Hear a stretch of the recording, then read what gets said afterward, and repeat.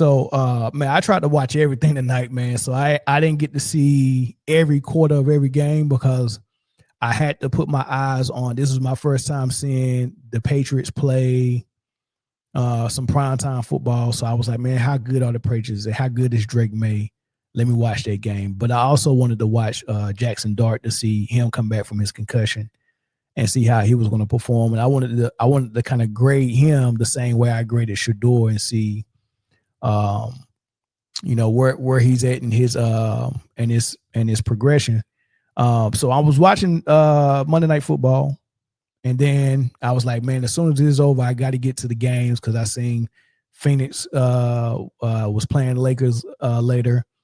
Dallas was playing Denver, and the Rockets was playing somebody they lost to tonight. I can't even remember who it was. Sheesh. Dang, who beat them clowns? I can't even remember who beat the Rockets. So I'm like, man, I got to watch all three of these games, right? And when I'm looking at the score, I see that Denver was winning.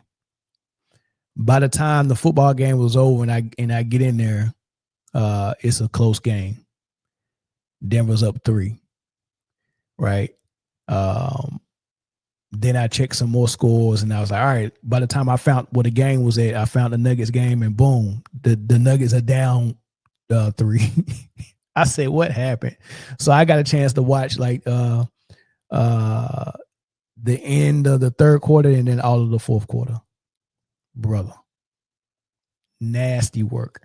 As a matter of fact, the last time they lost, when they lost to probably the Kings, I think I went live after, and the commentators were saying one thing, but the post-game announcers, the ones that was in the studio, man, they let them have it, right? And they wasn't holding no punches. They preaching about defense. They're saying the stuff that you're supposed to say. That they're being realists and being real about their team. Just because we like Jokic in Denver don't mean we can't be honest about the team. And he talked about the defense. He talked about Jokic's defense, and and it was just real. So the post game, I was interested to hear what the post game people was gonna say this time. They had 2 different guys this time. One was being real about it. The other one was making a bunch of excuses like Jokic fans do. I want y'all to hear this back and forth. And y'all tell me which one you think is being real and which one you think is being fake. Nuggets are dropped to 14-6 overall. As Scott mentioned, 6-4 at home. Dallas improves to 7-15 overall. They're now 3-5 on the road. Ryan Nembhard, one of the stars. Jokic gave it his all, 29 points, 20 rebounds, 13 assists. But once again, the Nuggets defense porous and unable to stop Cooper Flagg, Anthony Davis, and Ryan Nembhard and the Mavs. And they fall. So, for Katie Winge and Scott Hastings, I'm Chris Marlowe. So long from the floor. Once again, the final score, Dallas wins it 131-121. Now let's head up to Vic Lombardi, Chris Dempsey for Nuggets Postgame Live, presented by Toyota. Well, we were hoping for a packed house tonight because we're giving away a Jamal Murray autographed basketball. But as you can see, a lot of Nuggets fans are headed to the gates. You lose your 4th straight at home. First time that the Nuggets have lost 4 straight at home since Nikola Jokic was a rookie. It's been a while. Yeah, it has been a while. And Vic, what we're watching here is just diminishing returns, right? There is an inflection point when you start losing players in terms of negatively affecting your ability to defend, which we saw in this game, and negatively affecting your ability to play offense, which they scored 17 points on 29% shooting in the fourth quarter. No Jamal Murray on the court, right? Yeah. So, look, this season is presenting some challenges, and it's personnel challenges to the Nuggets right now. And so you're going to get teams like Dallas who are going to come in and try to take advantage of it, and they were able to. So are you saying this is an injury issue? Yeah, I believe it to be an injury issue. 4 straight at home against teams that you should beat, you call it an injury? I disagree with you. That's okay. I think it's uninspiring. That's okay. I mean, you got 4 teams that you should have beaten, even with injured players. All 4 teams. Chicago, who came off the second game of a back-to-back. Sacramento, who you should be able to beat in your sleep. San Antonio, I'll give you that one. They're still talented. This game, I mean, that's 4 games at home in a row. You can only say that you can only blame it on the injuries for so long. Yeah, so Sacramento went the next day and beat Minnesota at home. You see what I'm saying? So this is it's a long season full of a lot of things, and we're going to just disagree on this. Yeah, but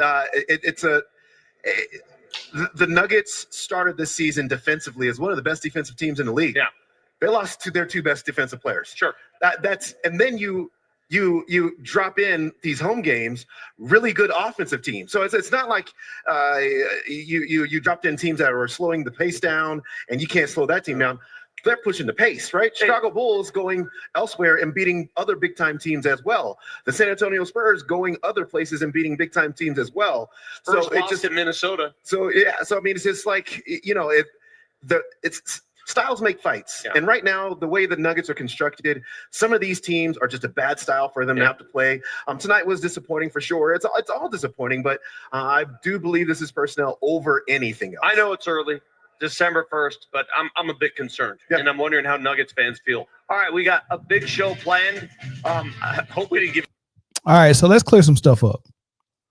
So that they lose by 10 points to the Dallas Mavericks. Dallas Mavericks just not getting Anthony Davis back. They still don't have Kyrie Irving back. They still don't have Gafford. They still don't have Derek Lively.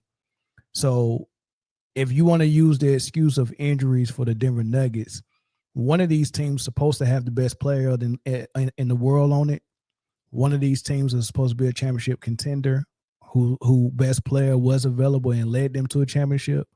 And so they started the game with Murray. They went up double digits with Murray, and the Dallas Mavericks came all the way back and took the lead. And when they took the lead, then Murray went down with an ankle injury in the third quarter. He twisted his ankle in the third. So he left the game, but they had already started losing. They lost their double-digit lead and went down by 2. And then it just got worse from there. Right? So you start the game with only missing really Christian Braun. And who the hell is Christian Braun? Like Cam Johnson and Tim Hardaway Jr., that's what you got a bench for. And Christian Braun don't provide nothing too different than what Bruce Brown provides. So you're covered with Christian Brown being out. You start the game without Aaron Gordon. That's a big piece. But you're playing a team who just got their best player back in AD. This is his 3rd game back. He still can't play back-to-back shit. Right? Just got him back.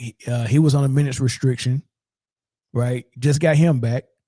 And you still don't have Kyrie, and you still don't have Derek Lively, and you still don't have Gafford. So they're not at full force either. On top of the fact, this is a home game, like the commentator said. I'm not giving them out with the injuries and giving them an excuse.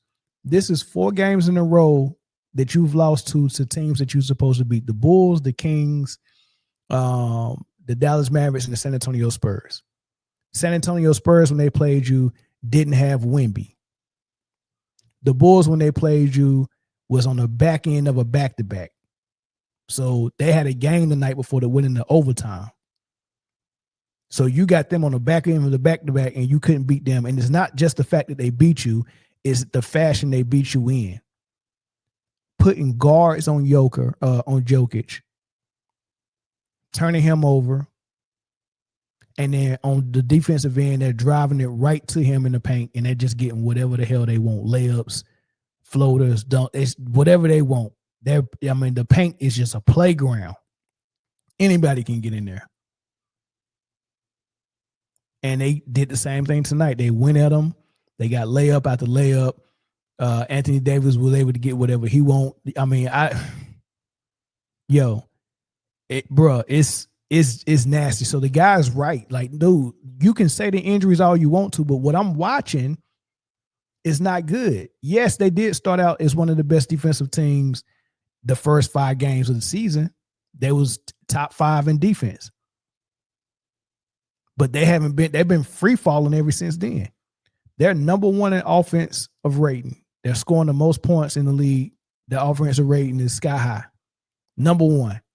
That's what Jokic is about. Notice whatever the best player is about, the entire team takes on that attitude, and it starts to show on the court and on paper. Denver is a great offensive team. They're top in assists and points scored. Jokic is top in assists and points scored. That's what he brings to the table, and your team reflects that. But he is not it on defense at all, and neither is the Denver Nuggets not it.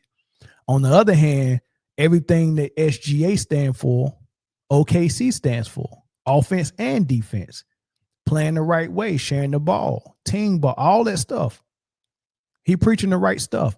It's almost like the Three Little Pigs movie. You go build your house out of brick or straw. And I think triple-double basketball and offense is straw. We've learned this from Steve Nash. We've learned this from Phoenix Suns and D'Antoni system, Harden, D'Antoni system. This is very hard to win like this, and it's almost impossible to win more than once like this. You can get lucky and get to the finals, and you might just win it. If you run into a team led by Jimmy Butler and Bam, if that's what you're running into when you get to the finals, you might can get a ring. Can't even get back. The best player in the world in his prime just turned 30, can't get back to the finals. Imagine when Jordan figured it all out. Oh, I know what to do now. We finally got past Detroit. I got my first ring. Oh, it's over for y'all now. I'm Michael Jordan. I'm the best player in the league. And we just took over king of the court. I got my co-star. I got my coach. I got role players. I got everything I need. We figured it out so well that we won a championship. And I'm still in my prime. And I got about 6 years of prime left before I start really declining. How many times can I get back to the finals in 6 years? And in Giannis and Jokic case and Luka's case is probably never again because of the play style, because how you play. Right? So they lose. Jokic, what else does Jokic stand for? Okay, no defense. He stands for offense. Denver is a great offense. They're a bad defense. What else he stand for? What happened? They outscored them in the first quarter 41-27. Good job, Denver. They get outscored in the second quarter 42-27. And then after that, it was kind of a stalemate. And then when the fourth quarter came, it was all Dallas. They didn't have no gas left. Every three Jokic put up in the fourth quarter was a brick, and it was short. So his legs was gone. He was tired from like Anthony Davis made him defend most of the night, and that wore him out. He's tired, ain't got no legs. Everything was short. He was 3 of 10 from Briana arc. My center took 10 threes, and he's supposed to have an advantage in the post. He wouldn't get his double body down there. Took 10 threes. Anthony Davis took 4 threes. He hit 2 of them. Anthony Davis gave him 32 points. It was ugly. That game against San Antonio without Wemby, them losing that, I still can't figure out how the hell they lost that, right? But somebody captured how they was driving the ball at Jokic. Look at that. Most of the times he ain't even contesting, and then the second effort, look at that. These are small guards. Like, I know I can just go in there and score because he ain't gonna block it. I can just take my time in there. Look at that. Like, these are guards going. This ain't Wemby. These are guards. Just go at Jokic. If you get the ball in the paint, as long as you get the ball in the paint, you're going to score. He's going to let you score. He's not going to jump. Look at this. Look at that. It's so oh my God, it's so simple. If you get in the paint, you're going to score. That's what everybody know about Denver. If you get in the paint, you're going to score. He's not going to contest the shot. Come on, dog. Come on. That is insane work, dog. That is insane work. And this is Denver's defense. And you got fans that don't see nothing wrong with it. All about a triple-double. And you want to get this dude another MVP? You want to get this dude another MVP when it's a dude. Listen, when the Bulls won 72 games that season, when they set that record, you know how many games they had won when they got their 21st game of the season? They was 18-3. The Thunder are 21-1 after 21 games. And this is with Jalen Williams missing 18 games, 19 games. I think he played one game, maybe 2 games. He probably played 2 games. Played 2 games. So he's missed 19 games.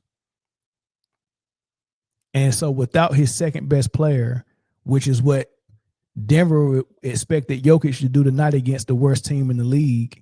All right, you had your second best player for 2 quarters or 3 quarters. Then he went down with an ankle injury. Can you finish the game and win it for us? The answer was no, because Murray honestly is their closer. He's the guy with the ice in his veins in the fourth quarter for sure.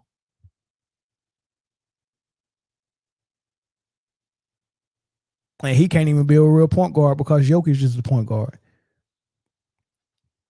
He can't even play his position. Right? So he goes down. Cam Johnson is not Michael Porter Jr., so he can't take over. Michael Porter could at least took over if you needed him. And then Aaron Gordon guards the best player all the time. Didn't have him, so relying on your best player, which is Jokic, he can't give you nothing on defense. He's not going to stop what's going in the rim.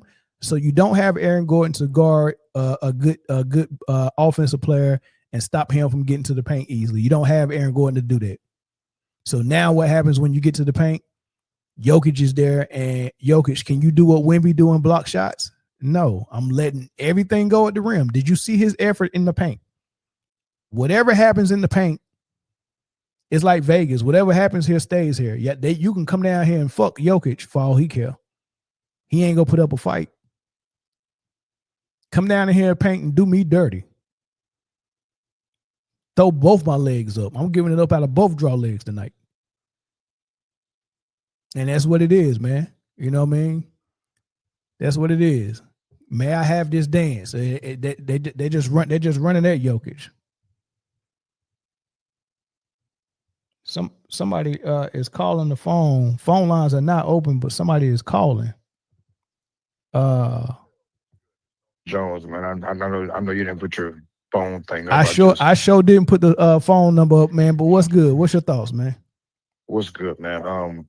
Real quick, I feel you on Denver and on Jokic, and I sit back and laugh. The other day, I was doing a live on TikTok when my man Speed Carter, and dude is in there saying, "So you telling me Jokic wouldn't dominate the centers in the '90s?" And I was like, "Okay, dude, how many grams did you put in that pipe?" I mean, seriously. Okay, here's Jokic, bro. Jokic is the epitome of that Sinbad commercial. Oh, I got my boy right here. You know, he the crazy point guard on my left, and I got Slim here. Hey, yo, Slim, show him that 2-inch vertical, brother. that is Jokic to a T, a 2-inch vertical, and that man is totally allergic to playing defense. Yeah. I mean, he've heard his name be praised so much for the triple double. Same thing with Luka. And like, there's nobody in the media that's pressuring him to do anything different. Just like when Luka was in LA and everybody was saying, not in LA, when he was in Dallas and everybody in Dallas was telling him, you have to get in shape, you have to get in shape, you have to get in shape. He would not listen to them. And if the media is not going to put the pressure on you, he's not going to make the change. You know what made him make the change? Him getting embarrassed by getting traded for Anthony Davis and Dallas saying defense wins championships and all that stuff. That embarrassed him so much that he got in shape in 3 months. He was in Dallas for 6 years. And you make a valid point with that too, because it's like I tell people, when I work with kids in basketball, I got 3 words for you: And they're like, what's that? Fundamentals, defense, conditioning. Correct. Conditioning, conditioning, conditioning. How do you think Jordan could be up and down the court? And not just Jordan, but all these guys from the 80s, 90s, 70s, 2000s that today's fans want to discredit. Oh, they wouldn't do this. LeBron would average 125. And what's his name? Okay, dude, hold on. LeBron can barely average 23 in this era. So he's going to average 40 in the 90s? Right. And look, and still can't play 82 games. So you talking about taking the game serious enough to be in shape, to be conditioned, and play through injuries and all of that stuff where you're playing 82 games as many times as Jordan played, and we can't get any other superstars to even get 75 games in this era.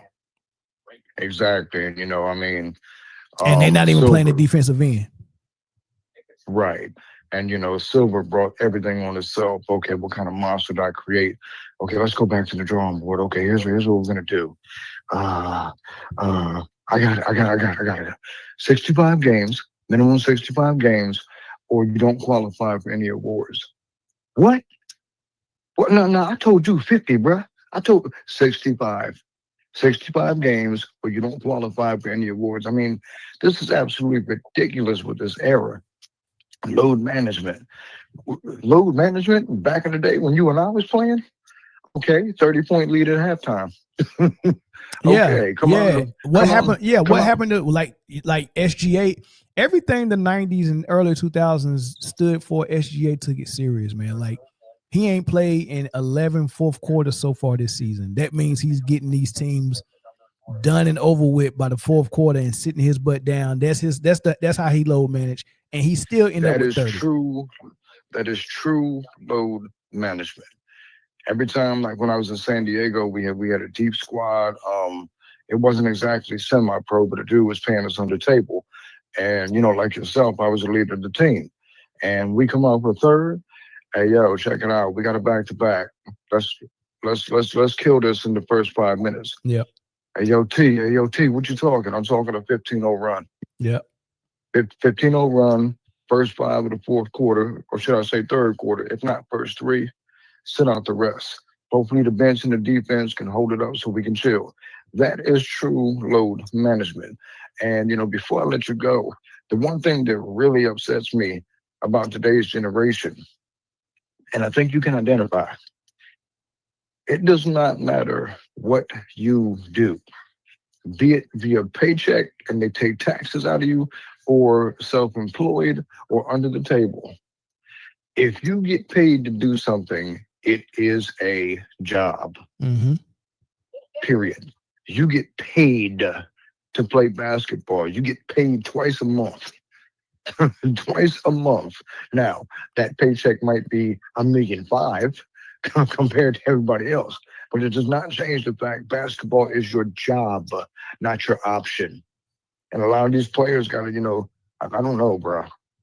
I don't know. The NBA is a sad state. I mean, games come on, I'm like yawning. I can't watch it. It's some of them I can watch. It's some of them I can watch. And look, I'll be watching for study, for entertainment and educational purposes as well too. So so I don't mind it. Even if it's bad, at least I'm not going to get entertained, but at least I can get educated. So I like it. Right. I mean, it might be a game where your eyebrow gets raised. Wow, I didn't expect this. Mm-hmm, okay, yeah. now I'm kind of glued. But that's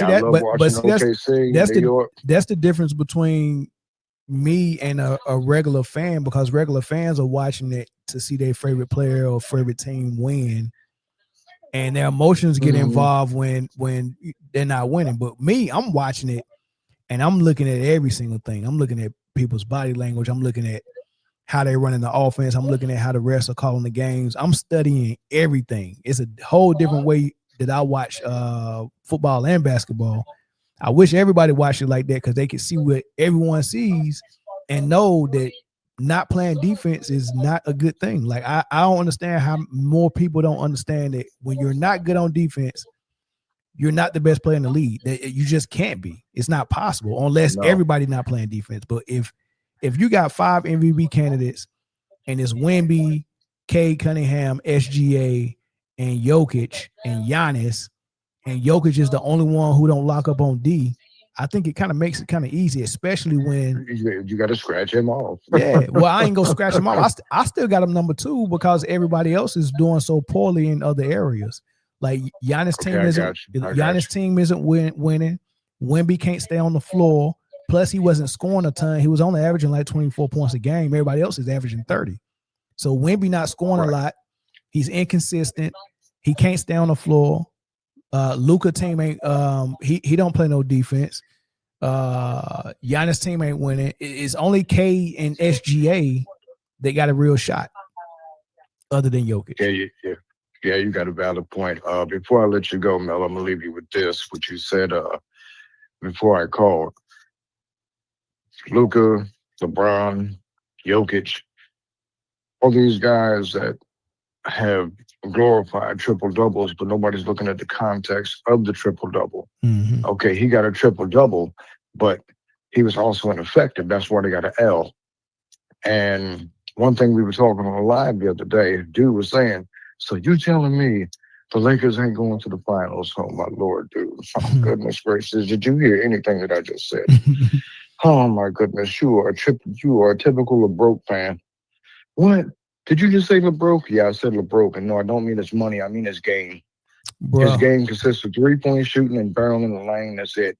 Bro, Luka had 9 turnovers tonight, dog. He had 6 in the first half. He ended up with 9. If he would have played the fourth quarter, he would have got 12. Right.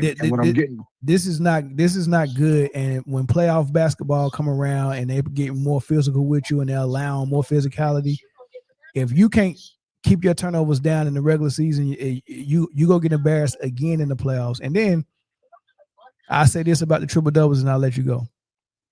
Mm-hmm. I'm not impressed by. I wasn't impressed by triple doubles when Westbrook was doing it. Right, it was patent. Yeah, well, not even it was patent. I'm just not impressed by it, like, because in order for you to play triple double basketball, you have to have a bad team, and most superstar players don't really have bad teams because they're so good. So if you're a superstar and your team is bad, that's a red flag to me. And if you're playing triple double basketball like Jokic is and your team is not bad, then I'm asking why are you playing triple double basketball? Like it's not a winning formula. So the red flag is raised by you even being primary scorer and primary assist guy at the same time. And then furthermore, if you're playing triple double basketball, that means the offense is designed for you to get a triple double every night. So everyone that plays triple double basketball, if you want to impress me, you have to get 82 triple doubles. Like you have to get a triple double every single game. I don't settle for less. Any night you don't get a triple double is a failure. If you're going for triple doubles, I need to see one every night for 82 games, and then I'd be impressed. I like it, high standards. I like it. Just like me. And it's like I tell my kids when I'm on the court. High standards, because that's what I bring to the table. High standards. Why do you think you just saw me execute that post maneuver 10 straight times? Why? Well, you made it every time. I made it every time. My footwork was off 3 times. My jumper, the 2 of them barely went in. My mechanics were off. I wasn't squared to the basket on 3 of them. You weren't paying attention to none of that. You were paying attention to the shots going in. I made 10 in a row. However, 4 of them should have went in. 6 I should have never made. But those 6 went in, because of control, my upper body, watching Jordan, adjusting to where I am and reacting. Even though you notice I was reacting hard, right? He was like, like somebody was actually defending you. Thank you. Like I was getting pushed, like the 90s. I was getting that forearm in my ribs, my back. I was getting that hand check. Refs can't see it, and even if the refs did see it, okay. Is he going to score out of this position? Okay, damn, he won that one. That was some tough-ass defense, but he won that one. That's the generation I come from. generation you're in now. Yeah, Somebody does that, you just stop playing. You just drop the ball looking for the call. Yeah, it's different. It's different, man. But thank you for the call, though, man. I appreciate it. No doubt. I didn't mean to cut you off from the show, bro. No, you good. You good. Peace. All right. We can get another call, and then I'm gonna get to this Nico topic, and then we're gonna end it, man. Let me get one more call though. Maybe two. Zoe 23andMe. Do you work for the company 23andMe? Where I can trace my roots back. Zoe 23andMe. Oh, is that Zoe? Zoe E23me. Interesting. He said, "Who won the Lakers the Mavs Nuggets game? The Mavs won. They won running away with it. They won. They run going away. All right. We mentioned Luka, so we'll go ahead and. Oh, look like I got a call. Hold on.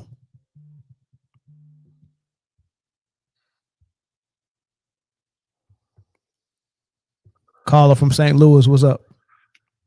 Hey, what's going on? Good show tonight. I hope you're calling to defend Jokic. I want a Jokic defender. Oh, you got the total opposite here, brother. Okay, go ahead. So I've been saying this about Joker for years, about his defense, just by watching the game, which most people don't do. Like, you're scoring points, but you're giving up just as many points as you're scoring. Mm-hmm. I think the NBA does a disservice by not keeping stats about net points, the points you score minus the points you gave up. I think that would have been a good stat to keep throughout the history of the NBA, but instead they rather keep, emphasizing rebounds and assists and points that makes a player look good without telling the full story of a player. Correct. And then with these advanced stats that they roll out, and Joker being second all time in defensive box plus minus, now Joker, the fans, I got to argue with them all day. They're like, yeah, but he's second all time in defensive. Like, yeah, but do you think he's really better than Scottie Pippen?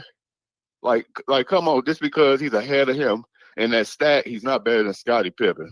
So now I got to go back and forth with them about, well, he's not as bad as a defender y'all saying. Like, yeah, I'm actually watching him with my eyes. He is as bad of a defender as we're seeing. I'd seen Bam really go at him in the 23 finals, and like I said, I hate that Spoelstra went away from that because he couldn't do nothing with Bam, and even the stats that they keep on NBA.com shows that Bam was having a lot of success against him. So if you're giving up just as many points as you're scoring, you're not really netting my team anything, but they emphasize his box score every day and put it in our face to kind of make us think that, he's this otherworldly superstar. When he has the ball in his hands all the time, you're going to get those stats. Those stats are going to come because you got the ball all the time. The propaganda is working though, because it's really convincing a lot of people. It's really a lot of people that look at box plus minus on defense. Oh, so Jokic is a good, they'll actually watch the game and see how bad of a defender he is and go find a stat that could suggest that he's not that bad. Right. And I'm like, man, dude, y'all can't be that simple minded, man. Seriously, if I steal your wallet and you see me on camera steal your wallet, is there anything I can show you to prove that I didn't steal it? With stats. Can I show you something that changed your mind? You saw me on camera steal it. Can I present something else to you and say, well, maybe I didn't steal it? Is there anything I can present? Or you walk in on your girl slopping somebody down, tongue kissing.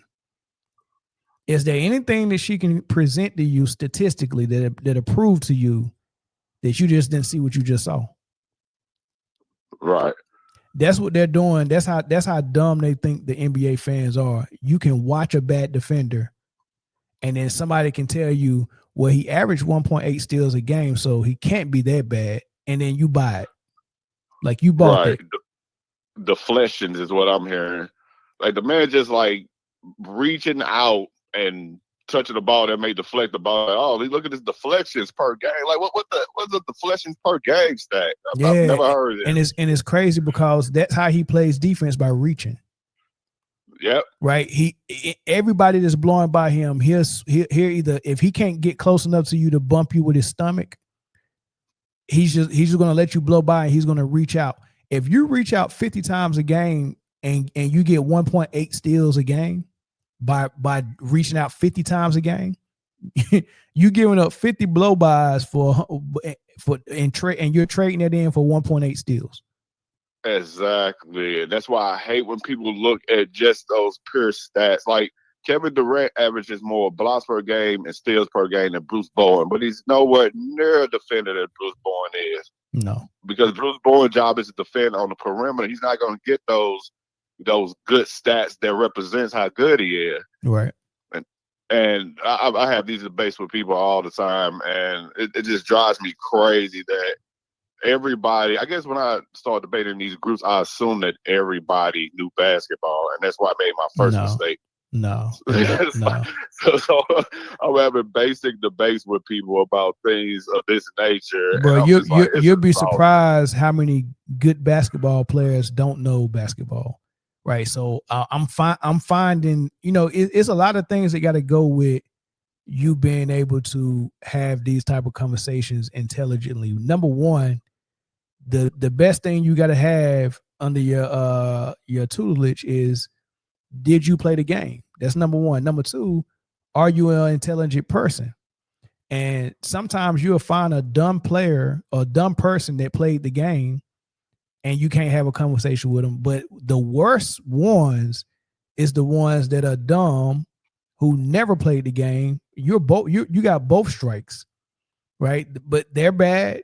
And smart people that think they're really smart, that think they can use analytics for everything in life, that never played the game, they're bad too, right? So people who never played the game that are dumb, and people that never played the game that are really intelligent, they're horrible. I'd rather talk to somebody who played the game but she's just dumb, like somebody like Kendrick Perkins. I'd rather talk to him. Give me a dumb athlete, and you know what I'm saying. at least we on the same page. You know what I'm saying. Give me a dumb athlete. We can have a conversation.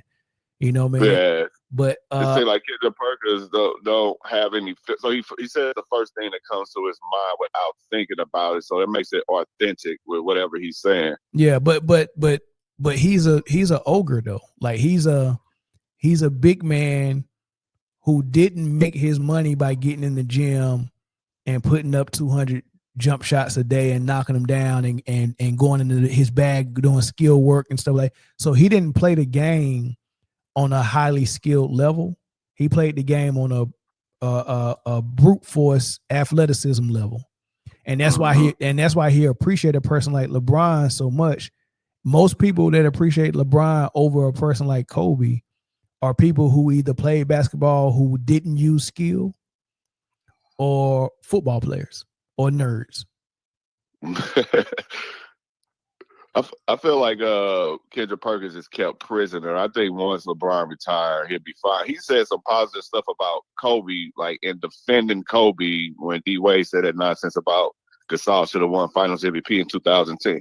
I could see some of the stuff inside of him, but it's just like he's like captured there that he has to talk positive about LeBron all the time. And I think some of that stuff is going to go away once LeBron finally retires. I think a lot of people is held captive until LeBron finally retires. Yeah. I think the best thing that could have came out about Joker's defense, though, is that people are anointing Joker as the best player of all time. So now LeBron fans are like, hold on, let's look at his defense, which we've been saying about LeBron for years, ironically. But now LeBron fans like, let's put his defense under a microscope. Boy, you don't want to be under that scope, dog. Once you say you the GOAT, boy, you do not want to be under that scope, because then they start, and we go look at everything, dog. You do not want to be under that scope, dog. Man, Yeah. Jokic fans, do not do it. You do not want this work. You do not want people comparing you to a standard. You do not want people comparing you to a standard, dog. You don't. You don't. Michael Jordan is the standard. It's not a lot of people that can hold up to that standard, dog. That dude, the bar is far too high for a player like Jokic to hold. Don't do it, dog. Please, your resume. I heard somebody say all he needs is one more MVP and one more ring. You telling me 2 rings would get him in the GOAT debate? 2 rings. Y'all are insane, man. Let me let you get out the phone, man. I got to get to my last topic, dog. All right, bro. Good show. Thank you. All right, no doubt. Yeah, but they talking about 2 rings would get him in there because of triple doubles. I'm like, well, if that's the case, then why wasn't Oscar in there? Oscar was the triple double guy, and he got 1 ring. Why y'all didn't put him in the GOAT conversation? It's just insane, man. These people, bro, I don't know what make them tick. I really don't. Nah, you're right. Bloody Coyote, you're right. Not even my top 10 centers. He might get 10, though. He might get 10. It depends on if you count Moses Malone as a center or power forward. But, I mean, you got Moses, you got Akeem, you got Shaq, you got Wilt, you got Kareem. That's 5 off the top. All right. And you got David. That's 6. Patrick Ewing is interesting. So I think Jokic probably could get into the debate at number 7 for centers. And then it's going to be Jokic, Patrick Ewing, George Mikan. A lot of people sleep on dang, what's his center name, man? Dang it. I can't remember, but it's some centers out there. But I think at number 7 you can start the debate. So I think it's safe to say Jokic might be top 10 for sure. And, you can start debating at 7. I think it's close. Like Ewing is a good defender, great shot blocker, especially before his knees got too bad. Ewing's a good debate. But then when you look at the accomplishments, like you can think Ewing is better than Jokic, which offensively he's not. The only way you can count Ewing as being better than Jokic is when you bring the defensive end in, and that makes him a better player overall. But offensively, Jokic, I mean, he's definitely better than Ewing. But they both can put the ball in the hole. They both can score. Jokic, he's just got that advantage because he's so good as a passer and as a ball handler, right? Yeah, Dwight is another one, but that's part of I think that's all part of the debate at 7. I think at number 7, Ewing, Dwight, Jokic, George Mikan, all those dudes, the debate starts there. So yeah, I mean, just looking at it real quick, yeah, number 7, the debate can start. And then when you throw in all the big men, I forgot about Bill Russell. So at number 8, you can start the debate with Jokic and all the other guys.